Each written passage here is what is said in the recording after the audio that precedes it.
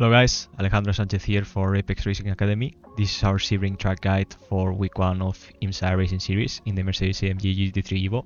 As well as these track guides, we are also giving away the Mercedes-AMG GT3 Evo data pack for free this season.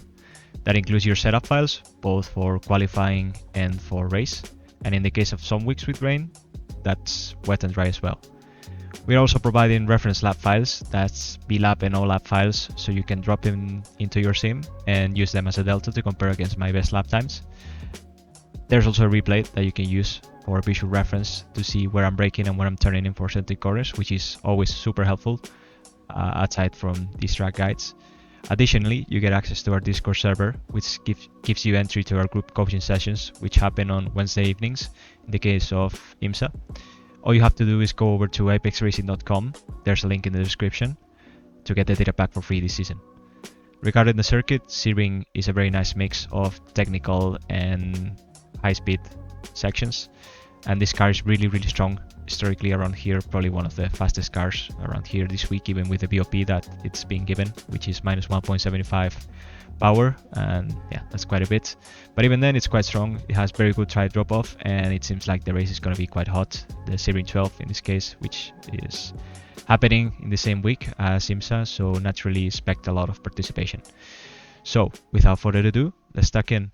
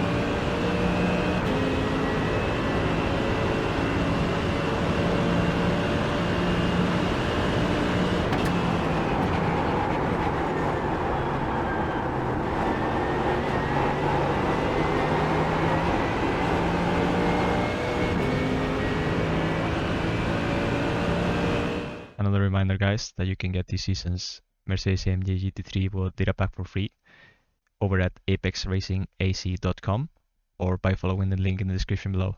So, into the lap we go. For T1, you want to brake as soon as you reach this little peak that this wall makes. It goes sort of like towards the right, then it starts pointing again towards the inside of the track, and you want to drop one gear, you want to drop it to 4th gear. Just like this, start to turn in relatively soon and use the inside yellow line as a reference. Ideally, you should be hitting the apex right where the cone is, right here on the left, and you should be getting as close as possible to this inside wall, obviously. We are getting back on power really soon, just to get some rotation into the car and in order to maximize your exit speed, obviously. Just like this, be careful with the exit oversteer because it's quite easy to get it if you are not tight enough on the mid to exit of the corner. And then through here, just aim for this outside curve as much as you can without getting the off track, obviously, but yeah, driving over the gravel. Keep it in 4th, and then basically start to brake as soon as you reach these cones on the right. The first set of cones is fine. And drop it to 3rd gear. You can also take it in 2nd, but I don't really recommend it. I prefer to take it in 3rd and use the torque that this car has. Keep it as tight as possible on the first part, and yeah, make sure you don't drive over this inside curve because it's super tall and it will upset the car quite heavily. Keep it in 3rd and use this inside runoff or grass or however you want to call it. As long as you keep contact with the two tires touching the white line, you'll be fine. So in this case, yeah, completely fine. Just like this, keep it on the right side of the track and brake as soon as the curve ends here on the right. Trailer brake, not too deep into the corner because otherwise the car gets quite loose, and pick up the throttle really early to stabilize it. Also make sure that you get really close to this inside curve without touching it. Obviously it's more or less the same as of the first corner of this sector, but I cannot emphasize enough how important it is to not touch these inside curves. Then on the exit, make sure you have a nice straight exit over the curve and a little bit over the gravel even. You don't lose any time. As long as you're back on the track by the time that the curve ends on the right. Keep it on the right side of the track on this very long right-hander. It's flat out, no, not really any complications. Then for the hairpin, you need to brake on the first set of cones. Just like this, slow the threshold, brake to around 90%, peak braking pressure. And drop it to second gear. Bit of a late apex, make sure you touch the inside curve with the right side tires ever so slightly, just like this.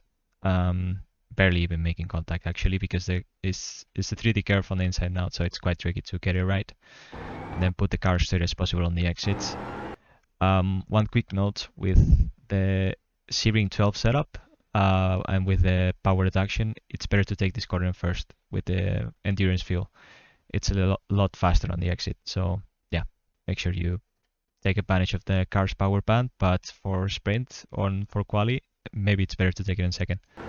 As I said, put the wheel straight as possible, gravel with gravel here. As long as you keep contact with the yellow line with two tires, you'll be completely fine. Then you need to drive over this inside curve as well. Keep it tight to the inside here on the right. Then cut across, move diagonally towards the left side of the track to lose meters. Keep it as close as possible to the inside curve without touching it.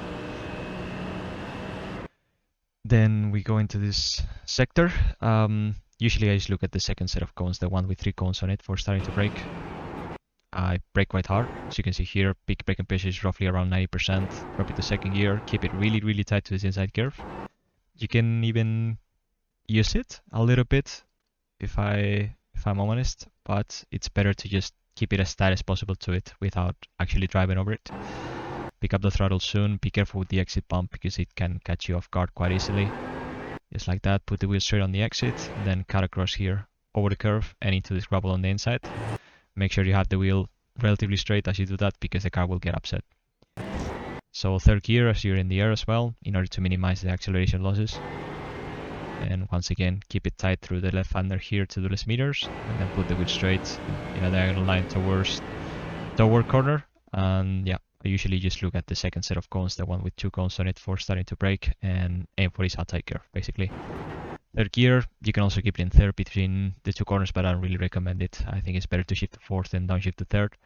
Drive over this curve, make sure you stay on the first part of it. Don't drive over the flat part because, yeah, that's quite a bit tall and you probably make the car bottom out as you get off it. So for tower, the key is picking up the throttle really soon and getting as close as possible to this inside curve without driving over it once again because it's super tall. Then on the exit, you have 2 choices here. You can either stay within the curve or just fully commit to going over the gravel without getting the off track, obviously. If you stay within the curve, make sure you don't go too deep into the curve because the curve profile gets taller the deeper you go into it. So the more to the left you go into it, the higher the curve is, essentially. So by going over the gravel, we are essentially bypassing that part of the curve and going straight for the gravel. Obviously, you lose a little bit of speed as you hit the gravel, but since you're carrying so much exit speed, compared to just staying within the curve, I think it's worth it. So just like that, put the wheel straight as you are sort of leaning on the gravel. Then go back to the right side of the track. For approaching this double left-hander, just flat out, no problem. Use this first part of the curve a little bit, then same goes for the second one. You can keep it in fourth, by the way, before this, I think it's called the Mount sector. Well, the S is, essentially. We are starting to brake on the first set of cones here, the one with 3 cones on it. Drop it into third gear, braking up against the gravel, grass, or whatever this is on the left. And started to turn in essentially on the last single cone. Now it's really important you don't drive over this curve too much because it's bugged, and if you are any deeper than this, there's like an invisible bump and it will upset the car massively, so be super careful with that. So keep it in third, carry a lot of exit speeds. Also, you need to be really careful with this curve. You need to have the wheel relatively straight as you're driving over it, because otherwise the car will most likely spin. As you can see here, I'm just hooking up the inside left tires on the inner edge of the curve in order to make the car rotate, and that's what I recommend doing with this car. It bottoms out quite easily, but I think it's worth it in this case, because you are carrying a lot of entry, a lot of middle corner speed in this case, and that way you can open up the line a lot with the extra rotation that you're keeping by the curve for the back straight, which is quite important, the exit speed. Just like this, as soon as the car hooks, you can see how it starts to turn into the left. Then essentially once the car is settled, you need to start braking again and start to turn in for the next corner, for this one. Don't really drive over this inside curve because it's 3D curve, and yeah, 3D curves have a tendency to upset the cars on iRacing. So let the car track wide over this very, very wide curve. This is like the opposite of tower corner. The deeper you go into it, the less aggressive the profile is. So you ideally want to go almost into the gravel here on the left, just like that. Stay on the left side of the track for approaching the last sector.